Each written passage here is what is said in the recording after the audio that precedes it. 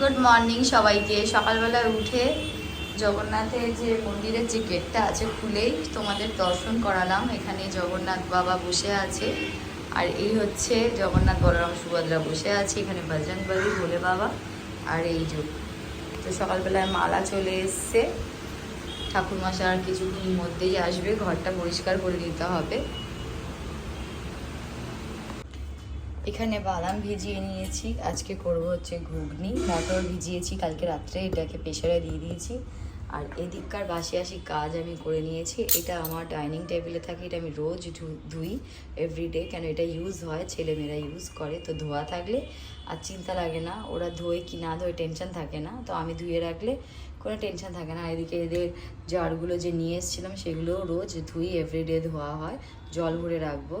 তো যাই হোক, এদিককার আমার কাজ হয়ে গেছে। কালকে আমি এই আমন্ড ভেজাতে গিয়ে আমার একটা জারের কভার কালকে ভেঙে দিয়েছি, এই যে। তো যাই হোক, মনটা খারাপ লাগছিল, এটা সেট, তো এটা নিয়ে আসতে হবে আবার। তো এখানে আমি প্রেশারটাকে বসিয়ে দিয়েছি, ফ্লেমটাকে লো করে একদম গ্যাসে। আর এখানে এটা সেদ্ধ হবে ততক্ষণ, ততক্ষণ আমি যত বাসি আসি কাজ আছে সেরে নেবো ততক্ষণে। আগের দিনে একটু ব্রাউনি বানিয়েছিলাম বলে, তো আজকে একটু ব্রাউনি বানাবো। এই চকলেটগুলো ছিল, যা কিছু ছিল, চকলেট, ডার্ক চকলেট আর এমনি চকলেট, আর এই বাটারটা দিয়ে মাইক্রোওয়েভ করে নেবো। তো এখানে আমি কিছু চকলেট আর বাটার দিয়ে দিয়েছি, এটাকে আমি মেল্ট করে নেবো মাইক্রোওয়েভে। এই 40 সেকেন্ড ইয়া 45 সেকেন্ডসের মতো মেল্ট করে নেবো। এটাকে মেল্ট করে নিয়ে এটা দিয়ে আজকে আমি ব্রাউনি বানাবো। সেটা কি করে বানাবো নিশ্চয়ই দেখাবো তোমাদেরকে। আর ঘুগনির মটরটা আমার সেদ্ধ হয়ে গেছে, ঘুগনিটাকেও বানিয়ে নেবো। দুধ আমার জাল দেওয়া হয়ে গেছে, একটুখানি মিল্ক লাগবে ব্রাউনিতে, তো এই উষ্ণ গরম দুধটাই আমি দেবো ব্রাউনির মধ্যে। তো এখানে চকলেটটা বাটারটা মেল্ট হয়ে গেছে, আমি দেখাচ্ছি।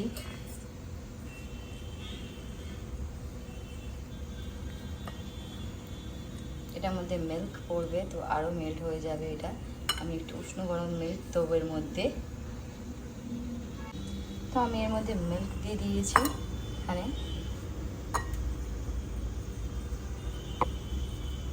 এটা ব্যাটারটা ঠিক এরকম হয়ে যাচ্ছে, এটা গলে যাচ্ছে,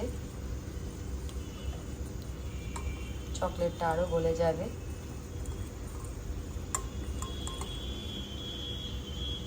তোমরা দেখতে পাচ্ছ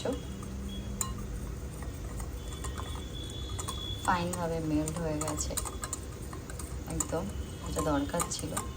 তারপরে আমি করে নিয়েছি হচ্ছে আমার পাউডার, সুগার ছিল না, তো আমি সুগারটাকে মিক্সি জারেতে একদম পাউডারের মতো করে নিয়েছি। পুরো সুগারটাকেই আমি দিয়ে দেবো, যেহেতু আমি ডার্ক চকলেট কিছুটা ইউজ করেছি বলে। তো এটাকেও আমি হুইসেল দিয়ে মেল্ট করে নেব।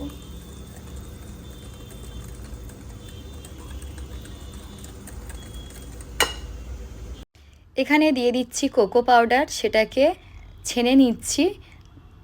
তো এইগুলোকে ছেনে নিয়ে দিয়ে দিলাম, আর 1 কাপ মতো আটা দিয়েছি। ব্রাউনিটা আটা দিয়েই হয়, ময়দা দিয়ে হয় না বলেই আমি করছি ছেলে মেয়ের জন্যে। তো এটাকে ভালোভাবে মিক্সড করে নিতে হবে। তো আমার হাতে যেহেতু ক্যামেরা রয়েছে, আমি পাচ্ছি না, আমি ক্যামেরা ছেড়ে মিক্সড করে নিলাম। আর 2টো এগ দিয়ে দিয়েছিলাম, তো এগটা দেওয়ার পর ওটাকেও আমি ভালো করে মিক্সড করে নেব। ততক্ষণে আমার ঘুগনি হয়ে এসেছিলো, একটুখানি ফুটবে।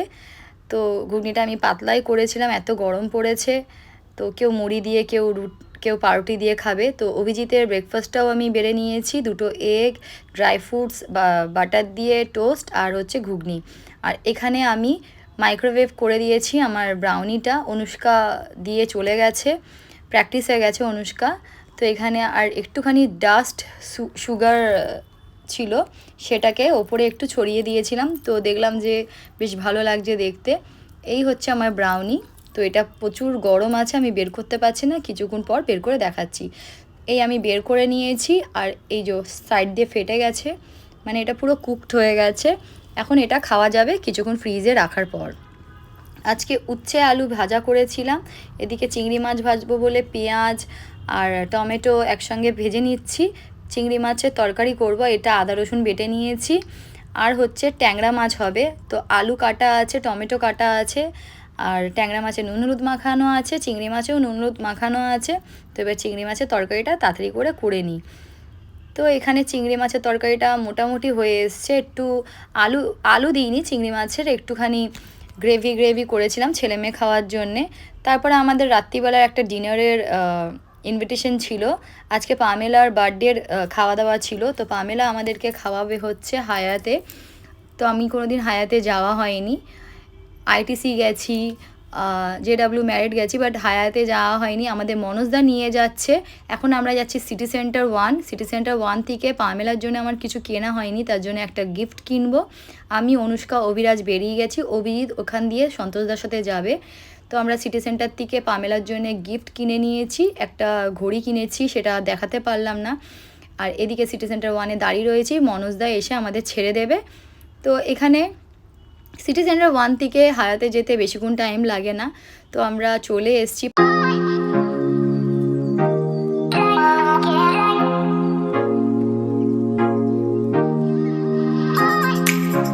তো ফাইনালি আমরা পৌঁছে গেছিলাম। পামেলা আমাদের জন্য ওয়েট করছিল। ও অনেকক্ষণ ধরে আমাদের কল করছিল, আমরা কখন আসছি।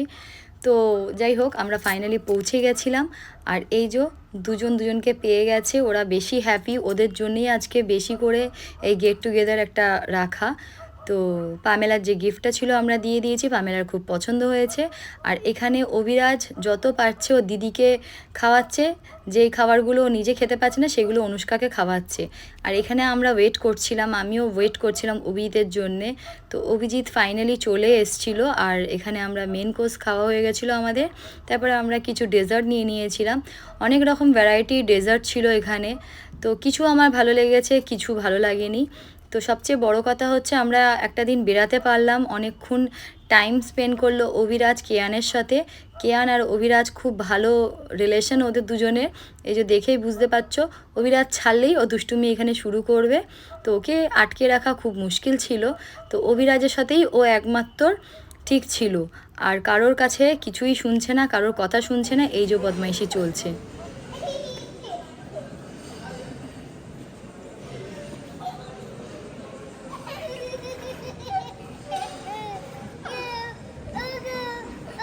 তো এই দুজনের বদমাইশি চলছে। আমাদের ডিনার কমপ্লিট হয়ে গেছে, আমরা এসে দাঁড়িয়ে রয়েছি। সন্তোষদা আসবে আমাদের গাড়ি নিয়ে, আমরা উঠে যাব। আর পামেলারাও ওয়েট করছে, ওদেরও গাড়ি আসবে। তো আজকে ব্লগটা এত অবধি। Good night.